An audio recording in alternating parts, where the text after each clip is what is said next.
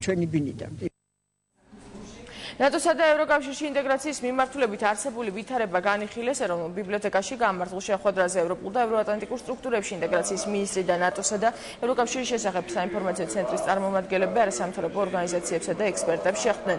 საინფორმაციო ცენტრის ხელმძღვანელმა 2013 წლის სამოქმედო გეგმა წარმოადგინა და იმ პროექტებზე ისაუბრა, რომელიც თბილისსა და რეგიონებში მოსახლეობის ინფორმირების კუთხით უნდა განხორციელდეს. ალექს პეტრიაშვილმა კი ევროპული და ევროატლანტიკური ინტეგრაციის კუთხით არსებულ ვითარებასა და გეგმებზე ისაუბრა. დღეს ჩვენ შევხვდით არასამთავრობო ორგანიზაციების წარმომადგენლებს 30-მდე ექსპერტს, ვინც მუშაობს და აქტიურად არის ჩართული ნატოსა და ევროკავშირის შესახებ საზოგადოებასთან ურთიერთობაზე და ისინი არა მარტო ვთქვათ აკადემიურ წრეებზე მუშაობენ, არამედ ისინი ავრცელებენ ინფორმაციას, ისინი არიან ინფორმაციის გადამტანები, ისინი აკეთებენ კვლევას და მათთან აქტიური თანამშრომლობით ჩვენ გეგმავთ მივაღწიოთ სასურველ შედეგს. წლევანდელი წელი ვილნიუსის აღმოსავლეთ პარტნიორობის სამიტიდან გამომდინარე არის ძალიან მნიშვნელოვანი საქართველოსთვის, ვინაიდან ჩვენ ველოდებით ასოცირების შეთანხმების უკვე ფაქტიურად პარაფირებას და მის მოლაპარაკებები დასრულებულია.